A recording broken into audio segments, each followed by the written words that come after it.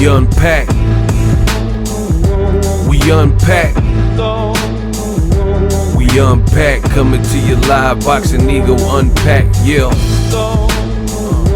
We unpack. We unpack. We unpack. Coming to you live. Bad news. The WBC has given Tyson Fury until Friday to confirm if he's really retired or is he unretired, and so on and so forth. That's what I'll talk about in this video. What up, Fight World? It's your boy Ego, and I'm back with some more boxing. SLC, subscribe, like, and comment for the latest and greatest, everything going on in boxing. Now, WBC President Mauricio Suleiman has given a deadline to WBC champion Tyson Fury to confirm if he's coming out of retirement to fight. So Tyson Fury has until Friday, August 26th, to let them know in writing by that deadline whether he's going to retire or he's going to continue his career.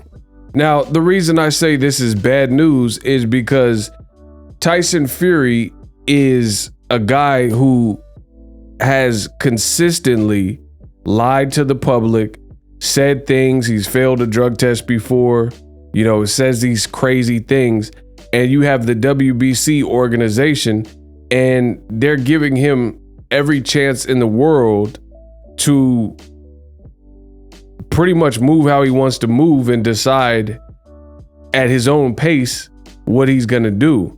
Like, this, I'm not understanding it one bit. Furthermore, Tyson Fury, he did fight his mandatory Dillian White, but guess what? That was on Saturday, April 23rd. So we're entering September.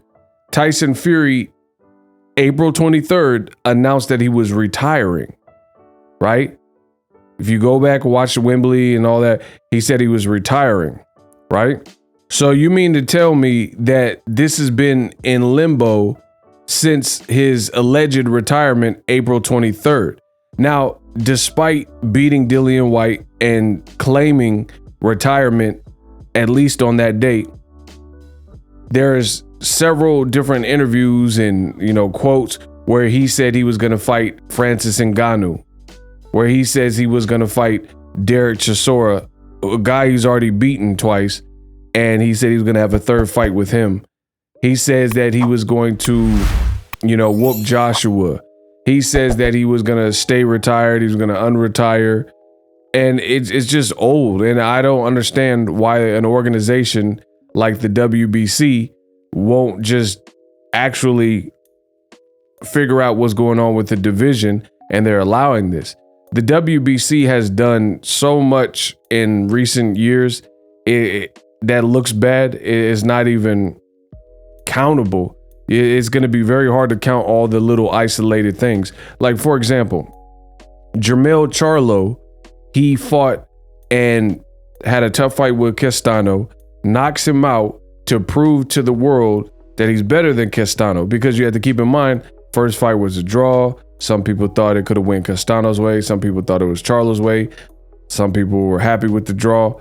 Either way, you have this Black American fighter from Houston, and he had to go run it back immediately, something Lomachenko hasn't done when he lost to Salido, lost to Teofimo, something Teofimo hasn't done when he lost to George Kambosos, and so on and so forth, right? And you have a situation where Jermell Charlo's back is against the wall, do or die type of fight. You know, people want clarity, and he provides that. Tough fight. He started showing separation around round 4, 5, and pulled away, drops and stops Castano, a guy who I don't even know if he'd been dropped before, but he definitely hadn't been stopped before, and he fought the likes of Erislandy Lara. So brilliant performance by Jermell Charlo.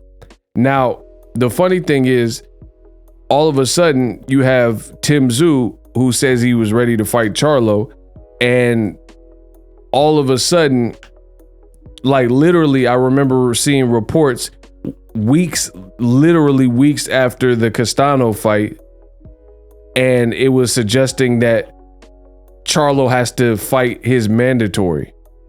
right? He has to fight his mandatory.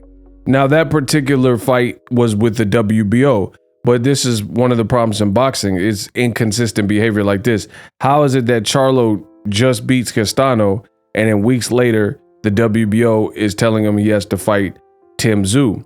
I mean, we can see the same thing even within the WBC, since this video is about the WBC, where it appears to me inconsistent stuff, where you got a guy like, let's say, Canelo Alvarez. He's supposed to fight Charlo, and they create a whole new program and designation, the franchise champion, so he can avoid him. Same thing with Lomachenko. Lomachenko was supposed to fight his mandatory Devin Haney. They create the franchise champion option for Lomachenko. No one wants to take credit for it, but yet these things exist. So it's like, how are these things occurring, but no one wants to take credit for it? So, and then Mauricio Suleiman, when people question him about it in past interviews, he seems almost irritated that he has to explain it, but he has a difficult time explaining how it happened, and Lomachenko won't take credit for it. Canelo won't take credit for it. WBC won't take credit for it. So it's just like, how are these things continuing to happen in the world of boxing? How is it that Canelo gets this get out of jail free card and don't have to fight his mandatory Charlo? And then you also have Lomachenko, he doesn't have to fight his mandatory in Devin Haney. But then just watch, if Devin Haney beats George Kambosos again, see if they try to squeeze and, you know, somehow make a fight between Lomachenko now that the tables have turned, and, you know, order this fight. It's just, this stuff is inconsistent. And as far as Tyson Fury, how is it that he's retired and unretired and retired 1,000 times? Nobody really cares. He has all this situation with Daniel Kinahan, someone that the WBC is funny because Mauricio Suleiman took to his website and basically says, Daniel Kinahan has my full support 100%. It's good for boxing. Give it a chance. And these are just rumors and allegations. And literally weeks after he had co-signed Daniel Kinahan, the U.S. Treasury and the FBI in America lets it be known that somebody who's on the narco terrorist list, Daniel Kinahan, they have a bounty for him. $5 million for him, $5 million for his brother, and $5 million for his father. They're trying to capture and apprehend him. And Tyson Fury has videos where he says, Daniel, my boy, and he's showed and pledged allegiance to this nefarious character that has a $5 million bounty. And this is the person that is supposed to be or has been his advisor. And none of this is taken into consideration by the WBC, and they keep giving Tyson Fury the carte blanche to waste people's time. Like, again, nobody cared when Tyson Fury said he was retired. It was like, I didn't see anyone in really in America, YouTube channels, popular YouTube channel, nobody was really talking about it. So they're letting Tyson Fury almost play games when you could have Andy Ruiz, Luis Ortiz. You know, that fight should be an eliminator. I think it is an eliminator. You have Wilder versus Helenius. Let them fight for the belt. And it shouldn't take this long for Tyson Fury to determine what he wants to do and, you know, play these charades and play these games about he wants to retire and unretire. It's real weird. You know, how many times, like, I can understand a fighter retiring and then, you know, mull it over several months, or they've been retired for a year or so and they're bored and they want to come back. That's something different. But Tyson Fury, he's constantly contradicting himself, constantly lying, constantly moving the goalposts. You know, he pulled out of the Wilder fight initially, said he don't owe Wilder a fight, got sued, went through a mediation, said he had Rona, then he was out gambling with no mask. I mean, it's just, how is Tyson Fury able to move in this fashion? Because the WBC wants to allow Tyson Fury and Usyk to potentially fight. And they got to get this show on the road, because I don't agree with any fighter holding up the division. And if you look at the WBC organization, they're allowing Canelo Alvarez, you'll want pay. They're allowing Canelo because Canelo, he moved to 175. He became undisputed at 68 versus Caleb Plant. Canelo moved to 75 to fight Bivol, got whooped, couldn't defend any of his 168 belts, including the WBC belt, since he was undisputed. And then now they're letting him defend, not against the WBC highest ranking person and great fighter, David Benavidez, but against a 40-year-old Gennady Golovkin in a fight nobody's talking about, is less than a month away. And Golovkin has never even fought at 168, but somehow, some way, on top of Canelo becoming the franchise champion, somehow, some way, this is supposed to satisfy the WBC requirements that Canelo has as an undisputed and WBC champion by fighting a 40-year-old Golovkin who hasn't even looked that great recently and has never fought at the weight class, instead of forcing Canelo to fight his mandatory yet again. So you didn't make him fight Charlo, and now you're not making him fight David Benavidez. I mean, this is unbelievable stuff. And then now you're allowing Tyson Fury to play these games. So I hope this Friday, if he has not sent a letter, then they strip him and resign him of his title.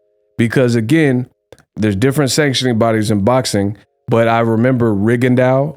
You have an Afro-Cuban in Guillermo Rigondeaux. You have a black fighter in Demetrius Andrade, and they were hastily stripped in certain situations for inactivity. But somehow, some way, Canelo can move how he wants, fight who he wants, not defend against, his mandatories and this and that. And Tyson Fury is much of the same. All the while, like I said, the WBC has said nothing about the whole Daniel Kinahan situation. But then as soon as Deontay the Bronze Bomber Wilder said he wanted a body on his resume, Mauricio Suleiman and the WBC made it known and demanded Wilder apologize. So Wilder, a black fighter from Tuscaloosa, Alabama, he has to apologize for saying something so heinous or sinister or whatever they were framing it at. But when Tyson Fury was accused of cheating, they didn't even look into it, said it was ridiculous. Tyson Fury's playing all these games, saying he's retired and unretired every second, and they're allowing it. And they're allowing it since April 23rd. Drop your thoughts in the comment section. We unpack. Introducing Super Thanks. Right here on the official Boxing Ego YouTube. Super Thanks allows you, the viewers, to show a little bit of extra gratitude, which enables me as a full-time content creator to push out the content you need in the world of boxing. Underneath all the videos, you will see a heart with the $sign in it. You can enter any amount that you find suitable as a Super Thanks. A brand new, interactive, and colorful way to get your comments highlighted and noticed by not only myself, but other people on the YouTube platform. Super Thanks, a unique and cool way to show and applaud us full-time content creators. Hopefully you guys enjoy the content. Super Thanks. The future is now. The Hibernation 5s by Kenichi Bear. Hybrid gaming and lifestyle headphones. Out of the box, you can connect to any console or PC. Bluetooth ready, with a low latency USB adapter, color RGB, and extreme bass mode. The Hibernation 5s adjust to you. Whether you need a gaming, travel, gym, or lifestyle headphones, the Hibernations got you covered. The new Hibernation 5s, link in the description. Customize the way you hear the world. Welcome to the nation.